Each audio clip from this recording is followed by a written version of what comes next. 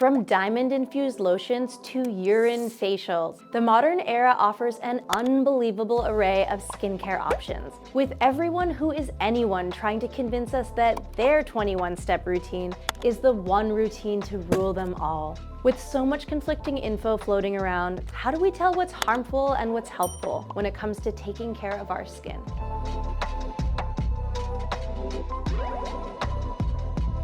First of all, skincare is nothing new. People have been using natural remedies like honey, milk, and aloe vera for millennia in an effort to attain clear, youthful, radiant skin. By necessity, skincare remedies would have spread largely through word of mouth, often being passed down through the generations. But in the 1900s, skincare took on a whole new life. Industrialization enabled big-name brands to become the primary purveyors of beauty products, which quickly became a majorly profitable business. Today, most people are not discovering homemade remedies from their communities, but from expensive and manipulative advertising campaigns, all vying for our attention at a massive scale. Personally, I not only find this aggravating, but also kind of devastating. People have always wanted to look their best and take care of their skin, which is a good impulse. Your skin is another organ of your body, a particularly vulnerable one at that, and it deserves love and attention. But partly thanks to social media, we've gone so far beyond basic TLC into an all-consuming state of insecurity and self-consciousness that advertising companies are quick to prey on. More than any generation throughout history, we're easily the most exposed. It's no longer just the celebrity class that has cameras directed at them all day, every day, but your average youth with a smartphone and a TikTok account. And each selfie you take is like a magnifying glass, illuminating every pimple, scar, and misplaced hair. Meanwhile, of course, most of the other selfies on our feed are framed and filtered to perfection. We're simultaneously more aware than ever of our own imperfections, while less aware of the imperfections of others' imperfections. It's no wonder we're flocking to skincare at record levels these days. Perfect skin feels like the new norm. Just to fit in, we have to invest in cleansers, toners, eye creams, exfoliants, and more. Or at least that's what we're told.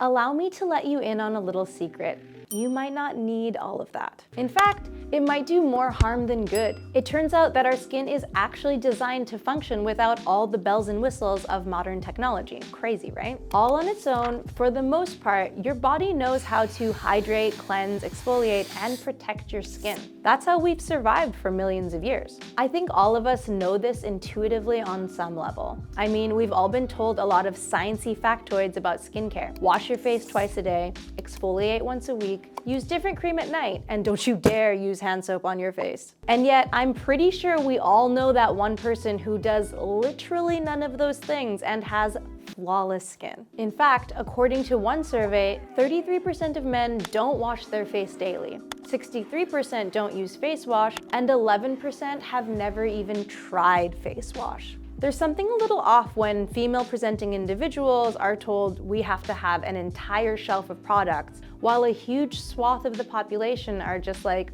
rinsing their face in the shower and calling it a day. Which, in fairness, is like what I do most days. Now, to be clear, I'm not saying that you shouldn't do anything for your face at all. A lot of people could probably learn to up their game in this regard, but you don't need a perfectly engineered skincare routine to take care of yourself. In fact, a lot of skincare steps are only necessary because we threw our bodies out of whack with the previous steps. For example, toner is largely there to balance your skin's pH. And why might you need to balance your pH? Because you ruined it with a harsh cleanser. And now you also need lotion because you stripped your face of all its natural oils. Although, funnily enough, modern cleansers tend to be better at maintaining a healthy pH, so you might not need toner at all. But that's not good for business, so you're likely not going to learn this from any of these big skincare companies. They are financially incentivized to keep you in a perpetual loop, always requiring more of their products to solve problems that they may have created in the first place. And yes, I get that this all sounds maybe a bit counterintuitive. It goes against everything we've been told our whole lives. But remember that this is a $100 billion global business. $100 billion is so much money. The skincare bigwigs don't want you to slow down on the product. And there's a lot of psychological tricks and underhanded tactics that went into creating the multiple product skincare routines that we know today. It all starts with a sense of desperation driven by the media. People want to look good, and the magazines and commercials all feed into this. Long before Facebook, the media was busy building an image of the flawless superstar with the perfect skin. We've all grown up with before and after shots of acne-ridden faces turned into radiant models after using such and such product, perhaps not realizing just how deceptive those shots can be. Anyone would look completely different after that level of attention to lighting, framing, angles, makeup, and Photoshop. We know this, but we're human, and we want to have a beautiful complexion. They pair this with impressive scientific claims and a dermatologist's seal of approval, knowing that us regular guys have no idea what they're talking about and don't have the skill set to properly fact check. That kind of rigorous testing just isn't in their budget and probably wouldn't amount to much anyway. And then the pyramid scheme folks come in the picture and oof, I mean, that's another topic to itself. It's not a pyramid scheme. It's not even a scheme per se. We just don't have the time to cover how deeply, deeply manipulative these schemes can be on like every level ever. Basically, companies like Mary Kay weaponize members of your community to aggressively market their products to you in a way that can be pretty hard to resist. These are the people that come into your home, give you personalized recommendations based on your unique skin, and educate you on exactly what you need to buy to achieve your ideal self. Pair this with the number of influencers posting in-depth stories on their complicated skin routines, and it's not so hard to see where we get this idea that we need a shelf full of stuff to look like our favorite celebrity. The crazy thing is, I think a lot of these influencers genuinely believe in what they're selling. Sure, there's a lot of people just out there for fame and fortune who are paid to talk up these products. But I kind of think Mila Kunis really believes that a $7,000 ruby and diamond facial was somehow vastly superior for her skin than a drugstore regime. Sure, diamonds are decent at exfoliating, but they're not an active ingredient and they have no long-term health benefits for your skin. Now, I feel like I have to say, I love Mila Kunis.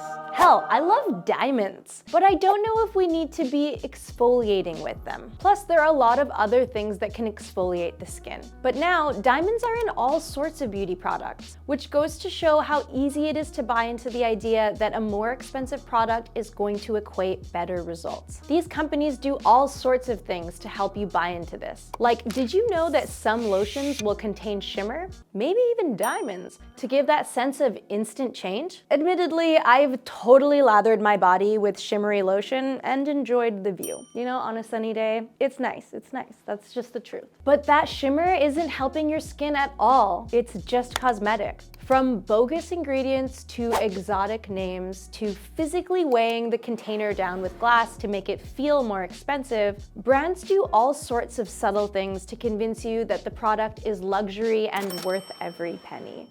Okay, so if 90% of what we're hearing from advertisers and influencers is manipulative at best, whether they realize it or not, what should you be using? I know this probably isn't the answer you were looking for, but you'll have to decide that on your own, possibly with the help of a licensed dermatologist or someone you trust with your skin. We're just doing the easy part on our end, the Googling, so we can give you all the tips and info. But in the end, your skin is unique and your needs are not going to be the same as mine. We plan to dig into more specific skincare topics in the future, but for now, here are some general things to keep in mind. I would start by trying to find the simplest skincare routine that you feel good about. Less really is more. You want gentle products that work with your skin's natural processes rather than totally override them. Most dermatologists seem to recommend sunscreen at the very least, which is a whole other topic on its own. But this is one of the few products that addresses an actually serious health concern, also known as skin cancer. The thing with sunscreen though is that apart from preventing sunburns and melanoma, there's a lot of conflicting information out there on which ones are best for your skin.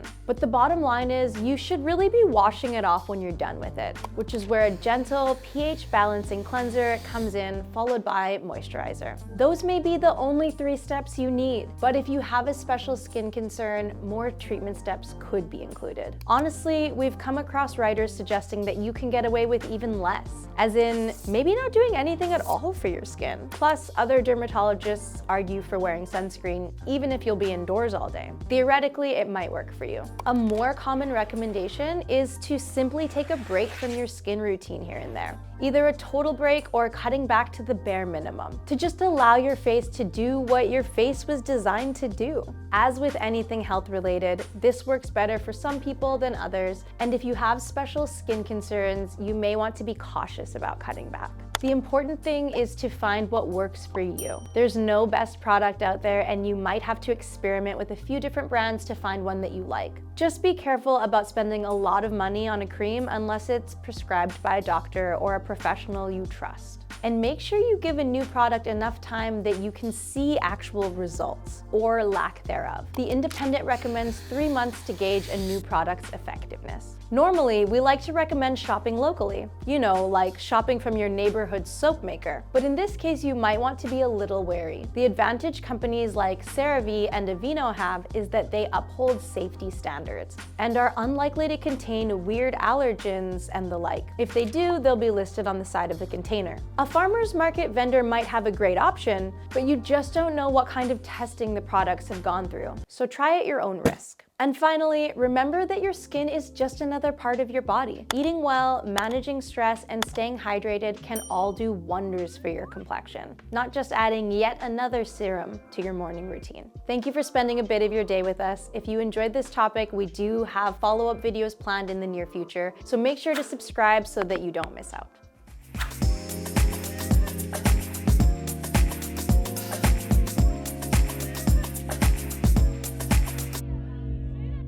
I forget that I can't start doing other things.